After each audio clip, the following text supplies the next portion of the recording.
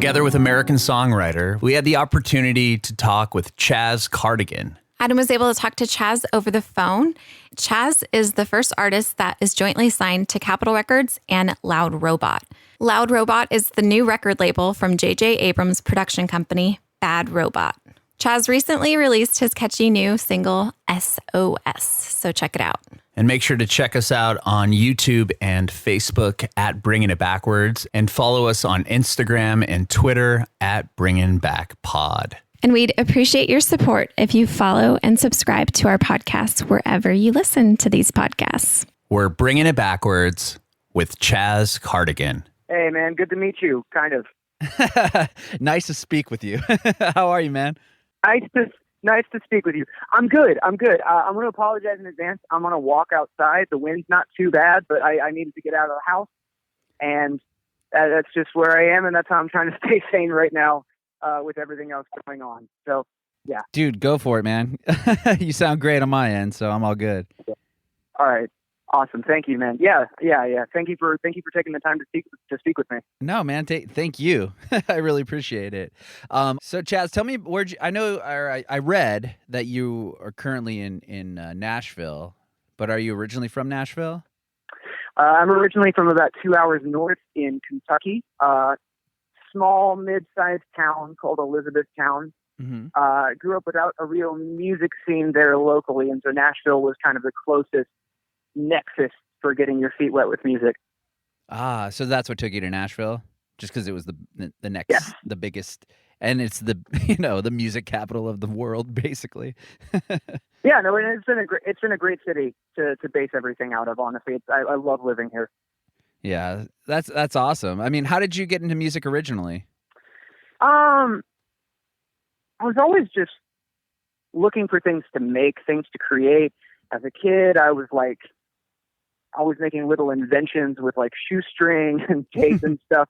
And so there was this always a sort of compulsion to try to make things. And then somewhere along the line, music just stuck with me as a little kid as like, oh, wow, you can make something that so many people can engage with and just like put their own experiences onto. And I just got really in love with the idea of, okay, well, I'm going to grow up and I'm going to make music, not really knowing what that means. So I started playing piano when I was like 8. Oh, wow. Okay. Started playing guitar and trying to write songs when I was about 10. Wow. And I was teaching myself to produce on, I was teaching myself to produce on this 4-track Tascam tape recorder when I was about 11, and playing in little punk bands and like playing classic rock covers in these punk bands and playing open mics. And I did that long enough that enough people just said, you have to go to Nashville eventually. Mm-hmm. And when I was about 13, I started making pretty much daily trips to Nashville with my dad, who owned his own business when I was growing up. And so he would take the time and make the drive with me every day. After school, we'd drive for about 2 hours down to Nashville, and I was in writing sessions and in studio sessions, sort of learning how to produce, learning how to write songs. And I really can't remember a moment where I wasn't chasing doing what I'm doing right now. Mm-hmm. Wow. So you got into this super early. 10 years old, you were already starting to write songs. That's pretty amazing. So tell me about, like, you said you played in bands and stuff. Like, what was your first experience, like, playing live music in front of somebody? Oh, wow. Okay, so my first moment playing live music, I was in a band, and we had worked up this cover of a Simple Plan song. We'd been working on it for weeks, and it was like a rock school program, a local music store, put you in bands with other kids your age, and you spend a couple weeks learning a cover song, and it'd be a big showcase at the end of a 2 or 3 month window. Oh, it's great. Yeah, that's how I started getting my first gigs. Mm-hmm. And they, put these gigs together and just give you the opportunity to play these songs, kind of get used to being on stage. Really, really, really rad program.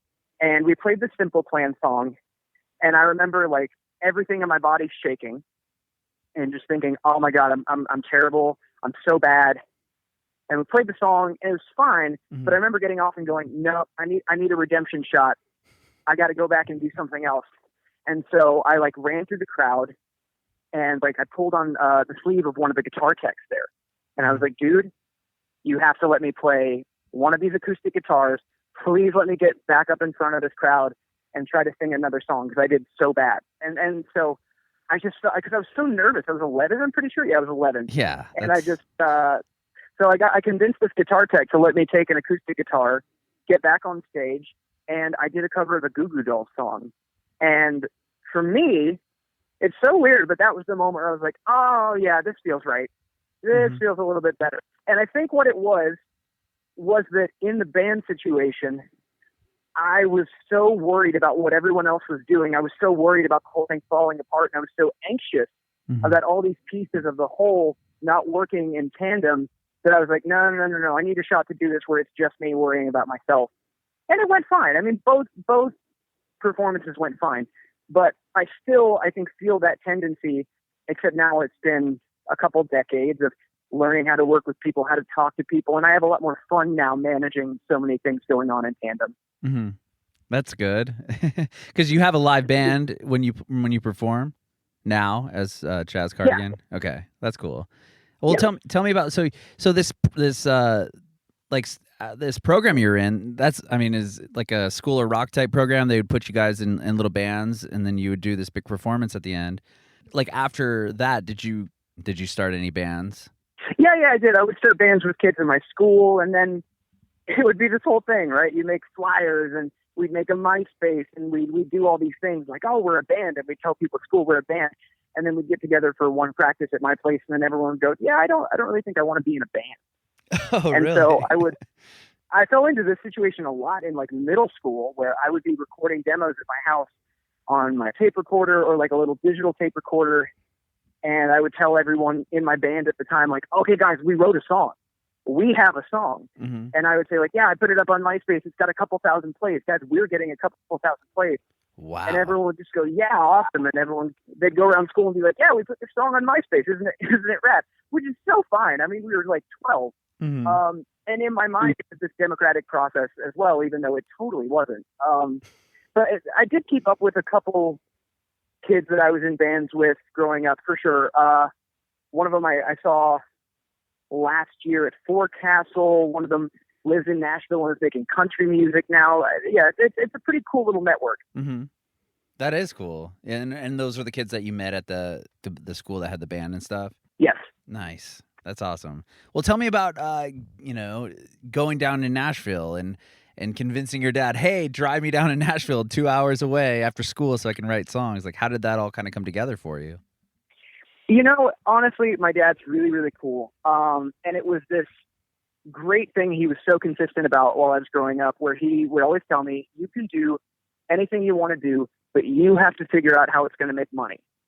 And that was always the thing, was like, look, if you want to be a musician and that takes me driving you to Nashville so you learn how to write songs and how to network and stuff like that, he would always tell parents, it's the same thing as you driving your kid to like a baseball conference 5 states away. Sure. And spending $700 on like a private coach or something for them to be better at soccer. I mean, he was so pretty straightforward about it. And it was great. I mean, there was never like a controversy around me doing music. It was just so supported, even though neither of my parents are musical. They just love music. And I think they really liked being around it and seeing the process and seeing like, oh, that's how managers work. That's how booking agents work. And they still love that stuff. Mm-hmm. Well, how did you get hooked? Like, your dad was driving you down there, but how did you meet people that were down in Nashville, and how did you like manage to put together these writing sessions and stuff? Sure. I mean, it was a combination of a couple things. I would go to these writers' rounds that were pretty open mic focused, and I'd play songs there, and people would come up to me after and say, hey, I really like that song you played. And I'd say, oh, I like yours too. And then we'd say, oh, let's write a song together. And then the next week I'd come down and I'd write a song with them. And it was mostly that. It was mostly meeting people through those open mic environments, which I still tell kids who ask me today, how do I start doing this? How do I meet people? It feels like a slog when you're in it, but it's such a valuable way to meet people who are just like on the same road as you, and to feel out, okay, well, what kind of songs work live and what doesn't and stuff like that. But it was a combination of that. And my dad would cold message people on LinkedIn, of all things. This is like 2007, 2008. Mm-hmm. And he would like cold message people. He'd just look up, like recording studio owners or vocal coaches on LinkedIn and go, hey, my son's trying to make music. Here's his MySpace. Here's his YouTube. You may not like his music, but could we just talk with you for 30 minutes? Could I just bring him and get some coffee with you and you just talk to him, give him some advice for like 30 minutes or an hour. Mm-hmm. And honestly, still my superhero to this day for that. I mean, it was invaluable, the moves that he made like that. And most of it was just, coincidence, happenstance. It was, you meet someone at an open mic and they say, oh, I've got a buddy who does this. You should meet them. Oh, they have a buddy who plays bass. He should be your bass player. Oh, this woman should be your drummer. Oh, blah, blah, blah. You should write songs with this woman I'm really good friends with. And I just kind of accidented my way into a lot of mentors like that. Mm-hmm. That's cool. I mean, well, tell me about, so your dad was emailing or hitting up people on LinkedIn, and then you were able to, that's kind of how you were able to get in the door with some of these people? Yeah. Wow. Yeah, just really people's good graces, honestly. That's incredible. That sounds like something like my father-in-law, my wife's dad is like, I don't know. You said your dad owned his business. Is he in sales? Because like that's totally my wife's dad. He's like so easily able to like talk to people and convince them to like, hey, my son's doing this. You should come. That sounds it just reminds me of that.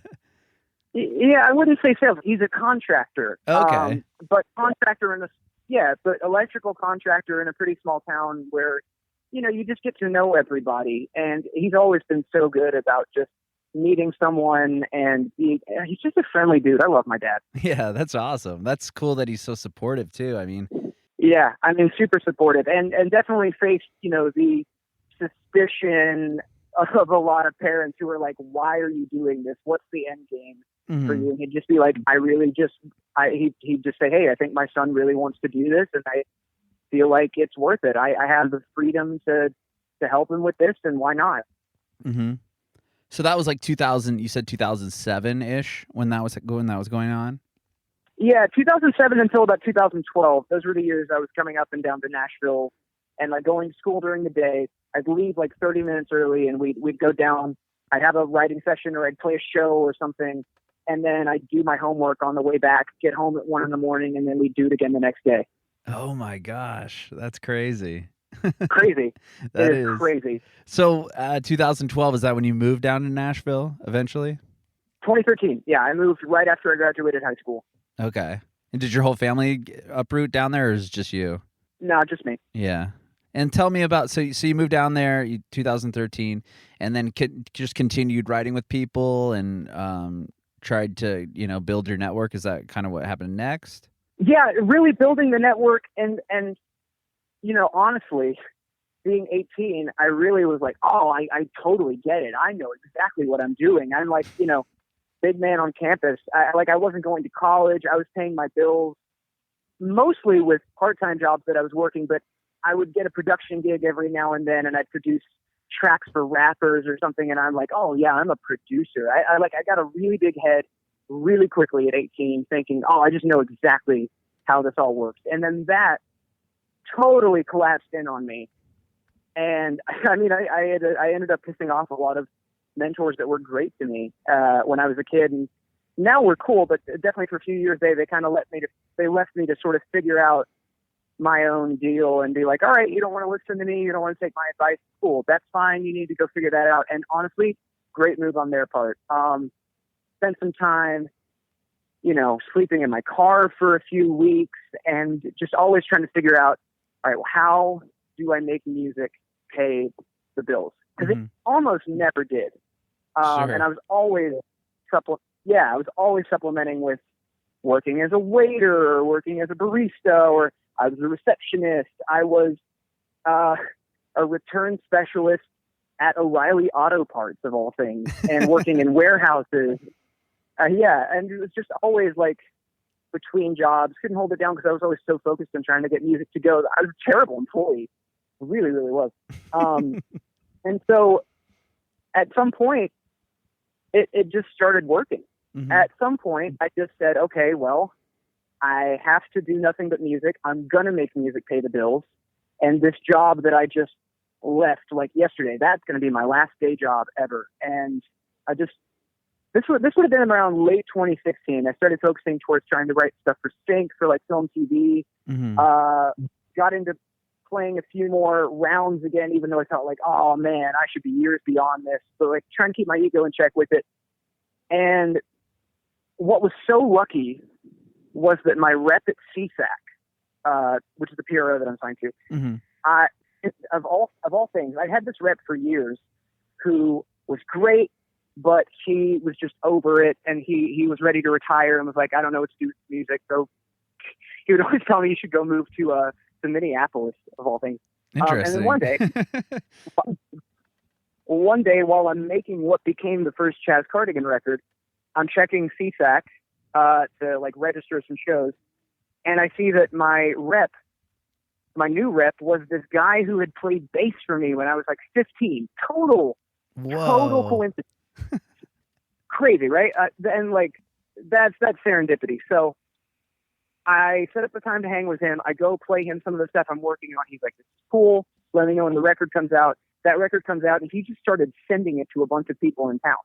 And without that, I'm not sure what would have happened in my life or my career, because what came out of that was I made friends with this guy who worked at Atlantic Records, Mm-hmm. and just said, "Hey, I like your music. I like you as a guy. Let me help you connect some dots. You don't have to pay me. I just want to be friends."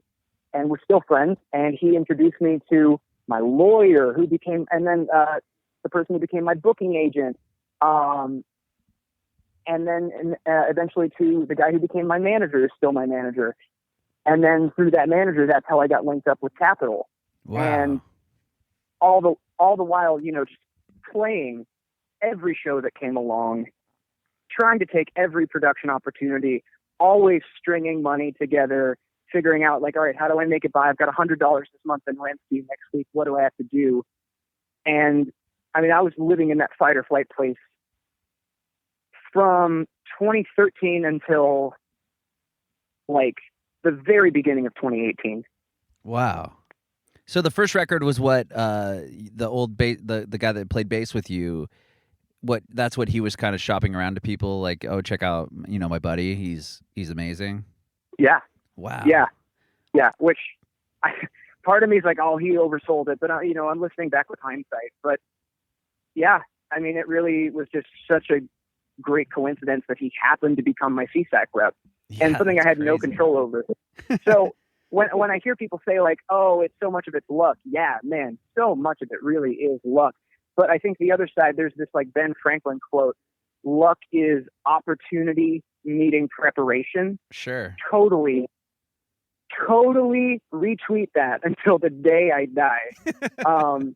Because for every opportunity I ever got given, I am so grateful now that I was just like hustling, and I was so ready for that stuff. And kind of in the moment, a thing would happen and I wouldn't think too hard about it. I'd just go, okay, well, I have to do this because, maybe I have to pay the bills at the end of the month. They're like, cool, this is just a shot. Mm-hmm. This is a shot to do music. And I just want to do music for a living. And that was my whole goal for so many years, was I just need to justify that I didn't go to college. Yeah, no, it was basically that. And that mentality, I think, and I tried to approach it from a pretty positive place. It was never like, oh, I'm going to show all them, blah, blah, blah. It was never that. It was, no, I really love doing this. And if what that means is I'm never going to make a lot of money, well, I need to know how to put opportunities in line so that I can make a little bit of money and justify doing this for a living. Mm-hmm. Yeah. Well, and that was all it was. You're talking about how, it was, you talk about luck or whatever, but in reality, you were, you've been working at this since you were a kid, like driving 2 hours every day after school to come to Nashville to write songs. Like, it's not like you just showed up in Nashville at 18 and like, oh, I like writing songs. And the first person you met was like, I'm going to make you a star. You know what I mean? Like, right. It's, yeah. I mean, that is crazy coincidence though, that your buddy ends up, you find him again in Nashville and he's working for the same PR company or stuff. Like, that's crazy. Super crazy. And Yeah. still a good friend to this day. And I mean, I'm so grateful that I know him and that he's just been part of everything in the way he has been. Because I don't know, would I have a song on the radio right now without him stepping in my life? No clue. Mm-hmm. But probably not. Yeah, that's wild. That's awesome though. So tell me, so you put out that first record, and then that's when you said Atlantic was talking to you, and then what made you decide to sign to? Was that how you got the meeting with Capitol, and then you ended up signing with Loud Robot, which I want to talk to you about too? Yeah, sure. So it was this, by the way, I love these questions. I don't get to talk about this in a lot of interviews or podcasts. This is really cool. Oh, thank you. It's just fun. Yeah, man. No, I thank you for having a platform like this. It was a fun little string of circumstances. I was talking to Atlantic. There were a few other labels that we were having conversations with, and all of it felt like, this just doesn't feel right now. I still, like I said, one of my best friends is still an A&R at Atlantic, and he took it fine. So there's no bad blood there. Mm-hmm. But what led to going with Capitol was an A&R reached out, and he had known my manager since he was like the A&R, since the A&R was like 19 and in a hardcore band. And my manager at the time was part of a label that was distributing his like basement records. And he just heard some of the music and reached out and said, yeah, I just want to talk to him. And we ended up just having a great 3-hour conversation about music. It wasn't even about me. It wasn't about my music. It was just about music. And we really connected over punk and loving like Joy Division and Susie and the Banshees. Mm-hmm. And Blur and Bad Brains and stuff like that. And he'd just been part of a lot of projects I really loved as a kid, and I got to pick his brain on that, and it was just this great, effortless chemistry. Mm-hmm. So a month later, I played my first show in LA. He came out, and stroke of luck, the show was packed. That's awesome. And there were fans in the room, and it's great. And yeah, and I just never played a show that far from Nashville before with this project. And there were fans in the room, and there were just a bunch of people singing the songs. I mean, it was a perfect show for an A&R to see. And the next day he was like, hey, I would love for you to be part of Capitol Records. And I just didn't even have a second thought about it. But the thing that cemented it was that then he goes, all right, I want you to meet the president of the label, this guy, Ashley Newton. And Ashley is no longer at the label, but he was just this very calm, really reserved, but larger than life British guy. You walk in and he's got a Banksy piece on the wall, and he's got a big neon Sex Pistols sign on his office wall. And I'm like, all right, this is my guy, you know? And we talked a little bit about music. By the way, dressed very hip. He was wearing like joggers and some Balenciagas. He was very styling. But he said to me, the thing that convinced me to go with Capitol was that he said to me, I want you to know that if any of this ever gets to be too much for you, you can hit the pause button and step away. Music is great, but we're here to make sure that you're healthy, not that you're just putting stuff out. So, if it becomes like a struggle or you feel like you're under a lot of pressure, everyone here will understand if you say, I can't do this right now. Can I take a break for a few months? Wow. And it was great. Yeah. Yeah. Which is the only reason I'm putting his name in the conversation, because I think that should be known about Ashley Newton. And that conversation, I walked out, I'm like, man, this is it. Yeah. And this is before all the deal negotiating, and then you have to go through the months of contractual stuff. But I walked out of that building and I thought, you know what, no matter what happens from this moment on, I am so happy and lucky to have had that conversation with that human. Mm-hmm. It just meant the world. And were you chatting with him in like the Capitol Records, the iconic building in LA and stuff? Yeah. Such a trip. Such a head trip. That's so crazy. Crazy. Well, then how did the Loud Robot Records get involved in that? I know they're part of Capitol, but I did read that you were the first artist signed to J.J. Abrams' label. That's insane. Again, insane, and not something I could have ever imagined in my life. So as I understand it, JJ has wanted to start a label for a long time, and he's very musical, got like a whole room in his house of synthesizers and guitars, and he's just very music oriented, but it was never the primary thing for him. And he's always said to people, someday Bad Robot's going to have a record label. And just in the last few years, they expanded to having a record label and a game department and a book department and a philanthropy wing. And he and Capitol had a sort of ongoing dialogue for a few years about getting together to work on a project. And they just hadn't found the right thing to work together on. Mm-hmm. And in my conversations with Capitol, a lot of what we talked about were sort of ideas I have around music and tech and how those two things will intersect in the next 10 years, and how virtual reality, augmented reality enter into the live music space. Pretty abstract stuff, fun conversation bits, but we're all trying to think through at the same time. But apparently no one had ever come into Capitol with that on first go.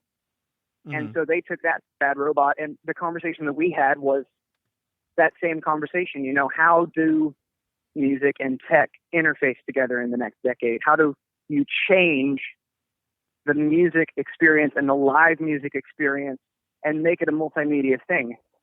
And that conversation, kind of like the one with the A&R at Capitol, was just so natural that we left and we're like, yeah, this is a great partnership, and it just felt right. Wow. And so you had that conversation with J.J. Abrams?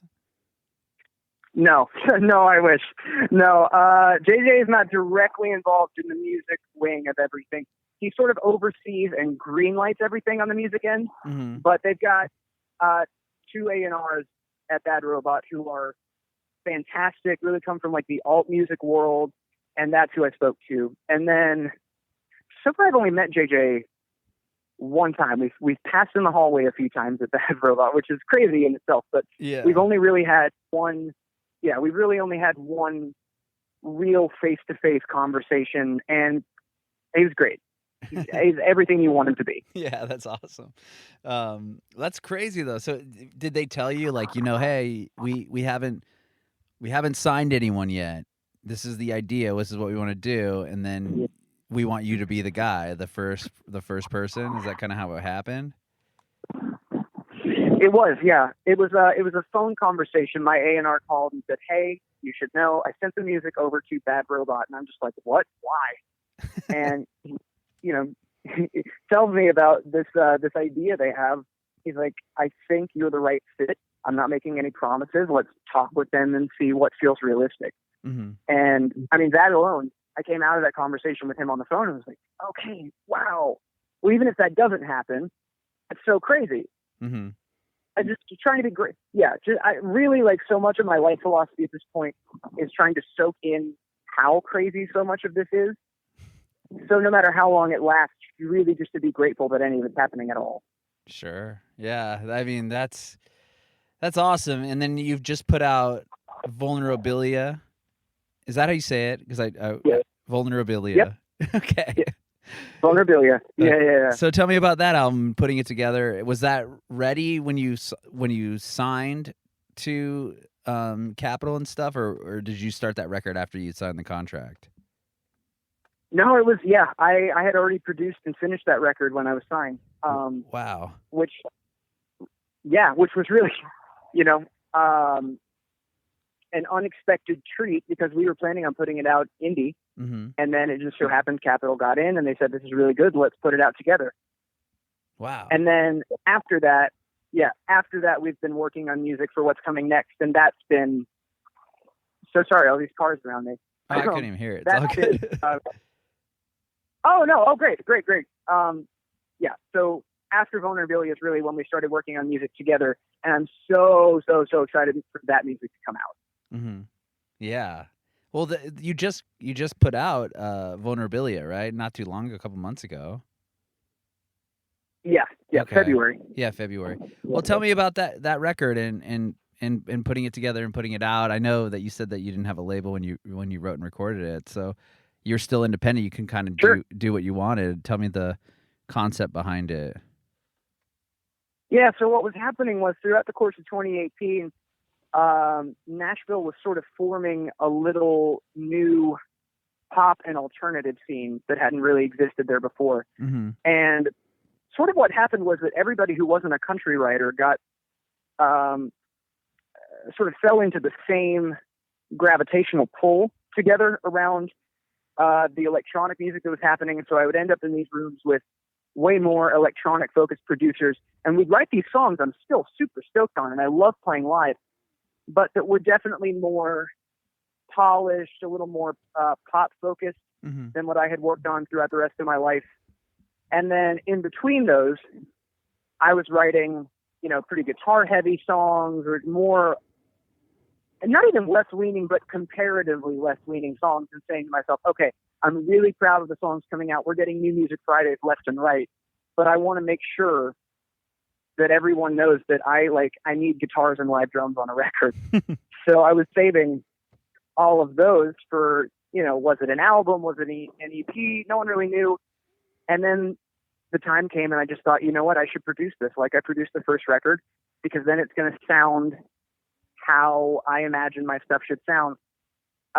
Which is no negativity to anybody else I've ever worked with. I wanted to be the sonic DNA of those songs. And they all had this kind of through line, I guess, about unpacking some of my more toxic traits throughout 2018. I started going to therapy.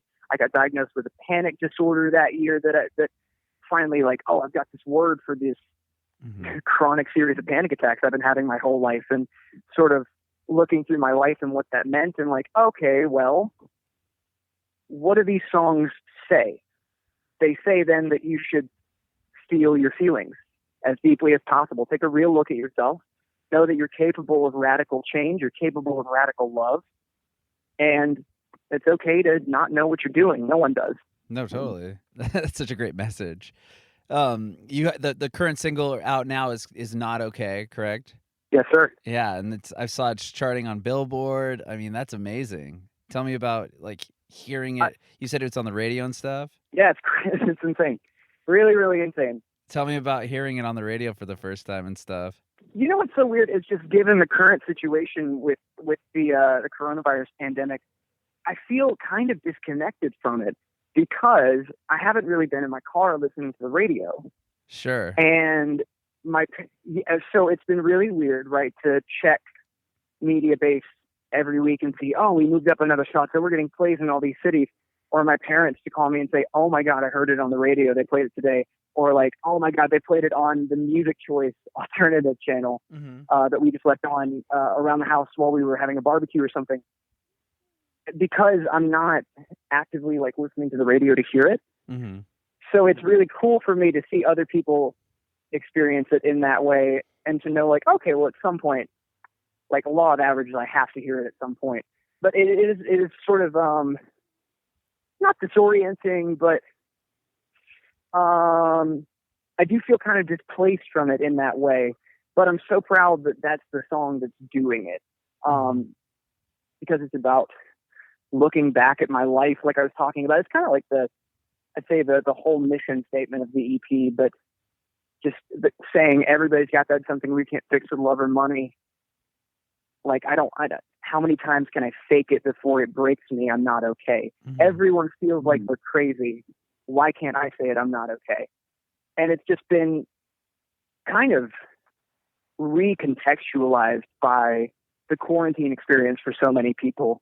And Sure. it just has this completely new meaning now. And I get messages every day from kids saying, this is helping me stay sane right now. Oh my God, I listen to this every day. I'm so glad that this is a song I can sing when I'm in my room. And it's been life-changing in that way.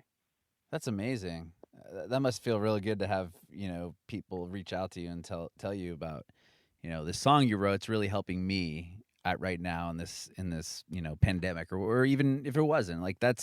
That's probably the most rewarding piece of it. Absolutely. That's awesome that you're able to have that experience.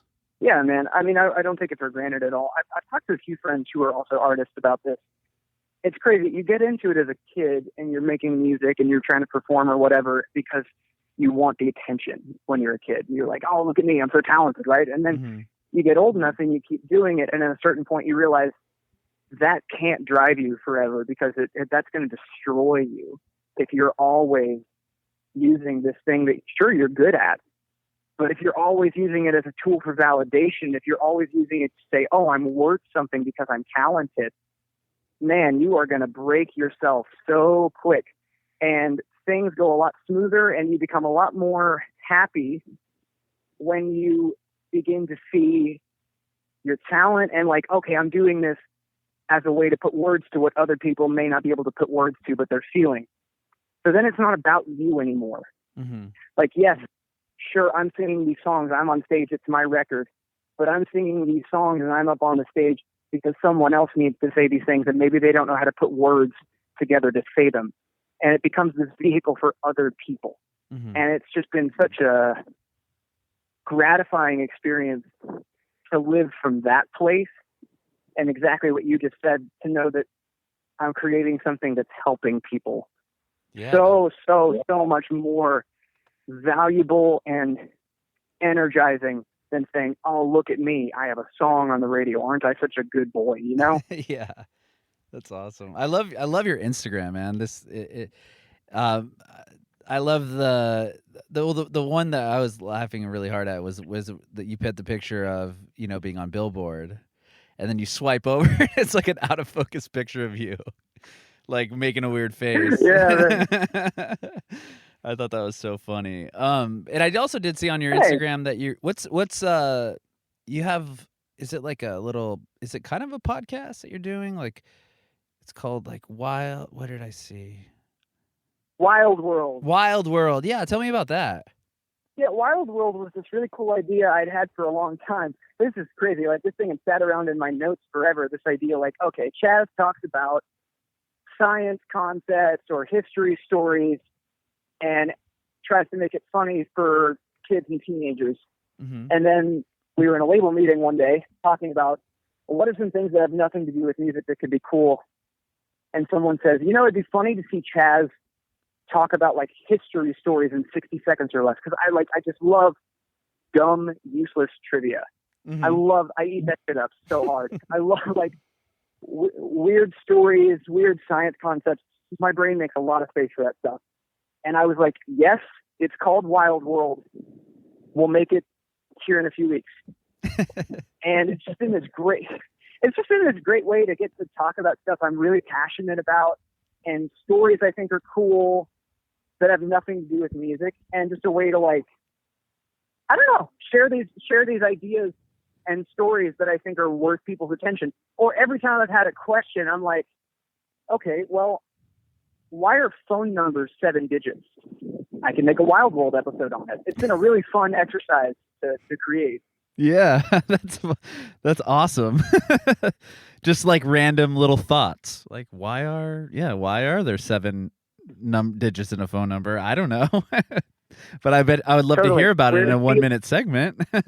Yeah, and just do it long enough that like you can make it funny. You try to get all the information across, but not so long that you lose people or you bore people. Because like, look, no one needs more school in their daytime. They want, but we love information. It's this weird thing about humans. We love learning stuff. Sometimes we just need the right vehicle to learn things through. And I love that Wild World gets to be that. Yeah. Well, you do a lot more than that, I feel like, even on your Instagram. I mean, you have like the production breakdown of your EP, and like you like there's videos of you like explaining all the songs, and like I've never seen another artist do that. Man, I'm glad that I just have the opportunity to show people like this is how achievable these things are. It's maybe not as like, it takes some of the magic away, sure, but I think in some ways it also gives kids a dialogue and like a language to put to these things. Like, oh, that's how you make a song. Oh, that's that sound I like. Oh, okay, cool. It just makes these things way more attainable for a kid to look at those and go, yeah, I could do that. Maybe I should. Maybe I should make stuff like this. Sure. Yeah. I mean, that's kind of what the platform we were trying to build for this podcast was like. I played music terribly as a kid, like never anything, just in like little local bands and stuff. But it's like, how do you get to that next level? I was always wondered, like, how do these bands, get to where they are? And like you said, like you're showing people kind of behind the curtain. Like, here's the deal. This is like how I produced the record, or this is how I did this. Whereas I felt like sometimes people try to keep that stuff secretive. Like, I don't want to tell you how to do it because I don't want you to do it better than me. And like, whereas you're like, hey, this is what I did. Yeah, man, it's been a really, really fun walk. I've had a blast just getting to do all of this and getting to have conversations like this. I think it's just great. And sure, it's nice when your favorite artists are like these mysterious, like behind the curtain. Oh, what is the weekend like? I don't actually know. Oh, what's Lady Gaga like? I don't actually know. But I think there's also such a good space to just take the artifice down and go like, no, I'm just a dude. And I'm just doing a thing I like doing. And you can do the things you like to do for money too. Yeah, I know, totally. And that's what I love about like what you're doing. And like, yeah, you're just being so transparent. Like, hey, I'm a dude like you, I like playing music. This is what I did. This is why I wrote this song. This is why I did this. Like, I think that's so awesome. Thank you, man. I really appreciate that. Yeah. Are you speaking of Instagram and stuff, like, have you been doing like any like Instagram live things and that sort of stuff? Yeah. Actually, so this is actually a good pivot here. I was going to talk about this because right after we hop off here in a few, I've got this thing I do weekly called Thursday Therapy, and it came from when coronavirus hit and forced us all inside. My first instinct was like, okay, well, I've got to replace these 2 tours worth of shows I just canceled, and I want to keep engaging with people. So I started this thing called a URL tour, where I went live every night on a different social platform. Like one night I do Twitter, the next night I do Instagram, next I do Facebook, the next day, and I do a YouTube live stream.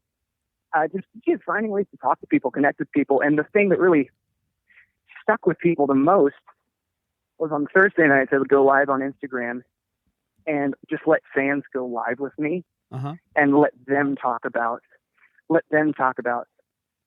how they were coping with quarantine and how they're handling everything right now. And so that's become just this cemented thing in my week now, that on Thursday nights I go live and it's not about me.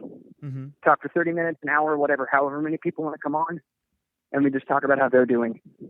That's awesome. I'm sure your fans like really get a kick out of that, being able to just chat with you and going on your channel and kind of venting. That's awesome. Yeah, it's been a really rewarding experience. I also just like getting to do something publicly that's not really like about me. Mm-hmm. It lets me just interview people. It lets me just get the chance to have conversations that, if I was on tour right now in another timeline, I'd be having these conversations with people in person after a show. Sure. Yeah. I love the URL tour though. That's hilarious. You should make a poster. Like, this day I'll be on Twitter. I thought that's hilarious. Oh, dude, it's on there. It's you have a poster? Yeah. Dude, that's so funny. If you go back to like I need to like somewhere around mid-March, I made a poster for that. That's so funny. I want to talk to you real quick about To All the Boys, P.S. I Love You. Like getting that sync, how'd that happen? Man, this is not like a press story. Total accident. Oh crap! I'm gonna get caught in the rain here. This is not cool. Uh-oh. No, you're good. I'm walking back to my house, and I think I'm gonna get caught in a rainstorm here again. This keeps happening this year. My A&R was reached out to by the soundtrack supervisor because it was being put together by Capitol, and we submitted like 3 or 4 songs for the soundtrack. They all got turned down, which was chill, Mm-hmm. You get used to hearing no so often. And the song, As I'll Ever Be, we were saving for, my record or something else. So my A&R is listening to demos in her office. And the soundtrack supervisor walks by, hears the demo playing in the hallway, peeks her head in and goes, "That. We have a scene for that song. Send me that song." Wow. And yeah, total serendipity. And it just fell into place. They edited the scene around the song and it just worked. That's and awesome. There was like a week where it was up in the air, but it was great. It was great. For about a week, they said, We can't tell you for sure this is the song, but we're pretty sure this is the song. And then it ended up in the film, and I got to go to the premiere and watch that scene in a room full of fans of the movie, and it was just electric. Wow. That's cool that they did a premiere and stuff because it's a Netflix movie. That's awesome. You got to go see it on the big super great. screen and like hear. It was probably pretty exciting unless you knew exactly where the scene was to kind of have it, you know, you're watching the film and then it like happens and you're like, oh my God, my song is, you know, playing. Totally. Yeah. I mean, I was anxious. I was like, oh, is it going to work? It's done beautifully. They do a great job with it. That's amazing, man. Well, I've had such a great conversation with you, Chaz. This has been so fun. I have one more question for you. I know you've got to run. You got your Instagram thing, but I want to know if you have any advice for aspiring artists. Yeah. Don't be afraid of just making things. Put it online. The toolbox is infinite right now. You have so many more things at your fingertips than I did when I was like starting to make music and put it online. And the best thing you can do is just put music out there. You can put anything on Spotify. You can put anything on YouTube, and you'll get feedback, and maybe not all of it positive, but it'll all help you grow. Just know that you need the time to play in the sandbox, but don't be afraid to play in the sandbox.